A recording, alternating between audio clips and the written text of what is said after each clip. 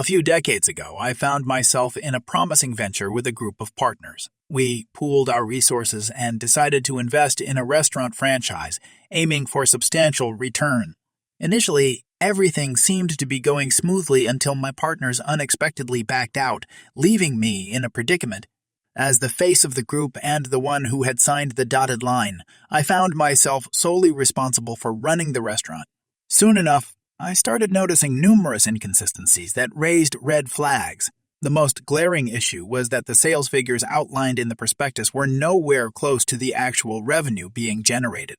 Additionally, customers would occasionally request their regular order, which led me to discover that the previous owner of my franchise had been using the place as a front for illegal activities involving drugs. Apparently, the former manager had made a fortune and wasn't pleased that I had acquired his establishment.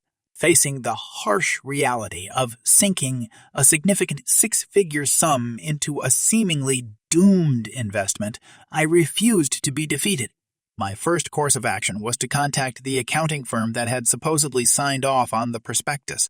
To my surprise, the partner in charge was taken aback by the situation, as they had never approved any fraudulent documents. I personally visited their office and spent several hours discussing the matter with them and their attorneys, making it clear that their reputable name couldn't be associated with such deceit. Next, I was determined to retrieve my investment, and I confronted the head of the franchise company.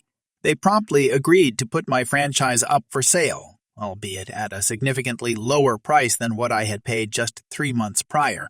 Adding insult to injury, the audacious individual demanded that I settle the outstanding payment for my last order from the commissary. This further fueled my determination. I gathered the price list from the central commissary, which all franchisees were obliged to use. According to the franchise agreement, purchasing fruits, vegetables, cheese, and meat from external sources would result in fines imposed by the franchisor. Armed with this information, I returned to the accounting firm and requested a detailed analysis. It turned out that the commissary prices were marked up between 10 to 300% higher than the market rates. In essence, the franchisor was more interested in profiting from franchise turnovers rather than providing quality food. Armed with this damning report, I shared it with 20 local franchisees, causing a sudden shift away from the central commissary. As a result, the district manager, who was revealed to be the supplier to the former manager of my franchise, began imposing fines on us. In a strategic move, I handed over the discarded VHS security tapes showing the district manager involved in drug deals at my restaurant to the accounting firm for secure storage. I then paid a visit to the franchisor's headquarters, confronting them with the undeniable evidence of their district manager's illicit activities. Initially, they scoffed at me, but their laughter quickly subsided when I informed them that I had shared the incriminating report with other franchisees and that legal action was being initiated against them. To drive my point home, I revealed that we had placed liens on their owned properties, including the building, commissary, homes, and vehicles. I made it clear that I possessed enough evidence to put them behind bars. Realizing the gravity of the situation, these so-called mental giants reluctantly drafted a release agreement and provided me with a certified check for the full amount I had invested in the franchise. While I agreed to sign the release, they failed to grasp that the evidence of their exploitative practices and wrongdoing was still in the hands of others. Consequently, their attempts only succeeded in removing me from the list of owners suing them.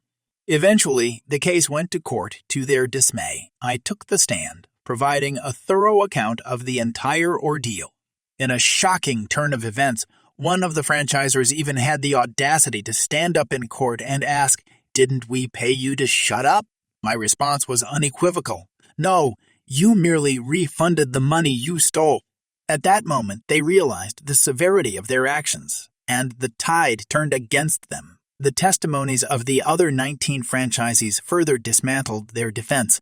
In a cruel twist of fate, one of the franchisors broke down in tears when his Porsche was seized and his wife subsequently left him. A few years ago, I had an interesting experience that I feel compelled to share. It all took place during my senior year of high school when I embarked on a journey to visit my grandma. The flight route included stops from Baltimore to Pittsburgh, then Pittsburgh to Vegas, and finally Vegas to Boise. As I boarded the nearly empty plane in Baltimore, I took advantage of Southwest's seating policy and chose a window seat at the last row. Equipped with my trusty earbuds, I settled in for a nap, fully aware that I would remain on the same plane until we reached Vegas. Upon landing in Pittsburgh, I excused myself to use the restroom while fellow passengers began boarding. To reserve my spot, I left my backpack on my seat and placed my jacket on top of it, making my intentions clear. Upon my return, I was surprised to find a pregnant woman seated in my assigned spot. Her husband occupied the aisle seat, and to my dismay, I discovered my jacket carelessly tossed on the ground in the aisle, with my backpack beneath it, laptop and all. Annoyed, I politely pointed out that I had previously occupied the window seat and kindly requested its return. However, the pregnant woman responded aggressively, asserting her need for the seat due to her condition. I turned to her husband, hoping for some understanding, and asked if he could move to the seat next to his wife. To my disappointment, he locked eyes with me and declared, "Sorry, but we have the right to choose our seats," and I selected the aisle. Being a high school senior, I wasn't particularly imposing, but I couldn't help feeling frustrated about being stuck in the middle seat. Realizing that I had little chance of winning this argument, I decided to grit my teeth and bear it. I collected my belongings, resigned to my fate in the cramped middle seat. The moment I sat down, the pregnant woman spoke up again, demanding that I find a different place for my backpack. I suggested I could simply stow it under my own seat, but she retorted, "Where am I supposed to put my feet then?" "I don't know," I replied sarcastically. "Maybe not under my seat?" Suddenly, I felt a tight grip on my collar as the woman's husband yanked me inches from his face. Shocked, I realized that not only was he publicly assaulting me, but I was also a minor at the time, just 17 years old. Not wanting to escalate the situation further, I mustered the most insincere apology and muttered it to the woman. I then promptly plugged in my earbuds, attempting to drown out the tension as the flight prepared for takeoff. While we taxied down the runway, the woman persisted in trying to get my attention by yelling in my ear and snapping her fingers mere inches from my face. Finally, in an act of frustration, she forcefully removed my earbuds. "You need to turn off your electronics during takeoff," she declared. I should note that my father, a retired pilot with 30 years of experience, had assured me that electronics hardly interfere with communication. It is mostly a formality to ensure passengers pay attention to the emergency instructions. Given that we were less than a minute away from taking off, I chose to disregard her demand.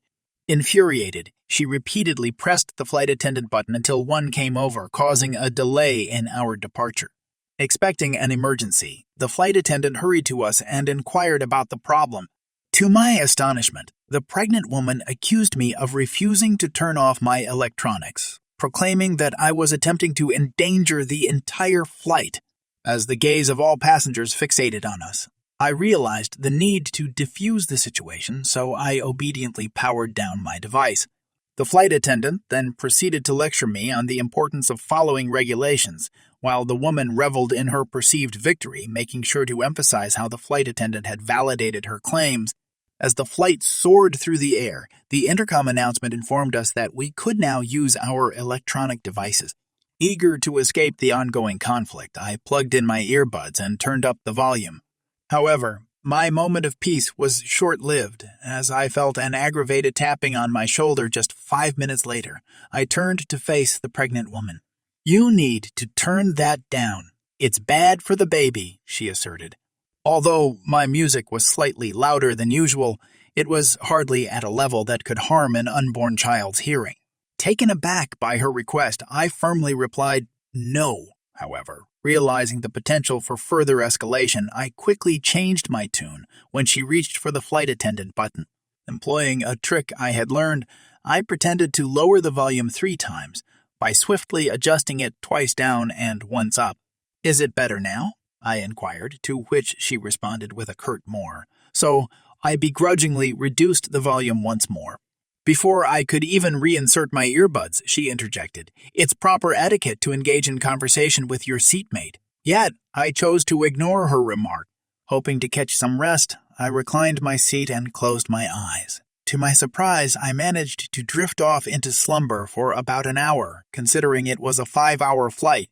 When I awoke, I discovered that the woman had positioned her foot on my backpack, which contained my laptop.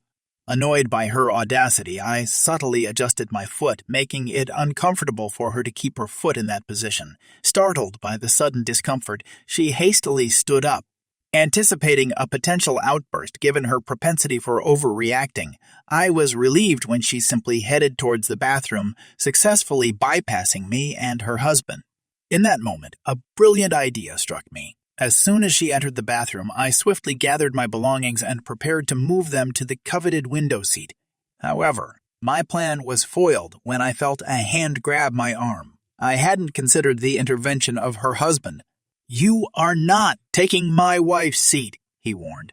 "Sir, I must warn you that you are grabbing a minor, and if I so choose, I could claim that you are attacking me at any moment," I calmly responded. He released his grip, allowing me to reclaim my original seat by the window. When the woman returned, she was seething with anger, demanding that I move immediately. The flight attendant, now curious about the commotion, intervened. To my surprise, this time she sided with me. When she asked the husband to make me switch seats, I locked eyes with him and he retreated to his book, unwilling to engage. Meanwhile, the woman begrudgingly settled into the middle seat, her fury palpable.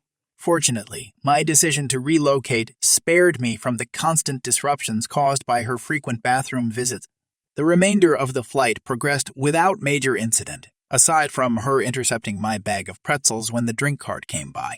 In response, I retaliated by closing the window shade as we commenced our descent into the Las Vegas airport. After disembarking from the plane, I decided to grab a drink and some food at Burger King before proceeding to my next gate. Once I found a seat near the gate, I quickly devoured my fries and burger. 10 feet away from my seat, I headed across the hall to dispose of my garbage. However, upon my return, I was taken aback to find the same woman now occupying the seat where I had placed my bag. She had moved it to the floor right in front of her, wearing a smug grin, evidently believing she had emerged victorious. Feeling a sense of defeat after losing 2 seats to this woman and enduring a lack of sleep and patience, it was time to take action. Approaching her, I locked eyes with her and raised my right hand, fingers spread, hovering it over her stomach. Without breaking my serious expression, I looked down at my hand and then back into her eyes. "I just cursed your baby," I uttered. Turning around 180 degrees, I walked across the hall and sat down on the floor, fixating my intense gaze on her. Now, I must clarify that I don't believe in curses, nor do I possess any mystical abilities to cast them. However, this woman firmly believed it. Her face turned expressionless, and she began weeping silently while I observed the scene unfold. Her husband rushed over to see what had happened, and upon hearing her account, he stormed towards me. He knocked the drink out of my hand, grabbed me by the collar, and got right in my face, seething with anger. However, the situation escalated quickly as security guards swiftly intervened. Recognizing the severity of the situation, the guards apprehended the man. It was clear that the FAA doesn't take security lightly. One of the guards approached me to inquire about the cause of the altercation, and I explained that the woman had taken my seat and I made a comment under my breath that had provoked her husband's anger. The officer requested my identification and saw that I was a minor. He inquired whether I wished to press charges, and while I expressed my desire to do so, I also emphasized my reluctance to miss my flight. Understanding my predicament, the officer let me go, but alerted the Southwest Gate attendant to keep an eye on me in case further information was needed. As a result, I was allowed to board the plane early, and I promptly chose an aisle seat, eager to see if the woman would join the flight. However, to my satisfaction, she never made it onto the plane, which took off without her. Midway through the flight, a flight attendant approached me and asked if I had indeed placed a curse on the baby. In response, I simply stated, "I don't know magic." 20 minutes later, the flight attendant informed me that, unfortunately, I would not be able to press charges against the couple due to being a minor. However, she did share that they had missed their flight and would have to purchase new tickets with another airline for their final destination. With just 5 words, I had cost this unpleasant woman and her abusive husband approximately $500.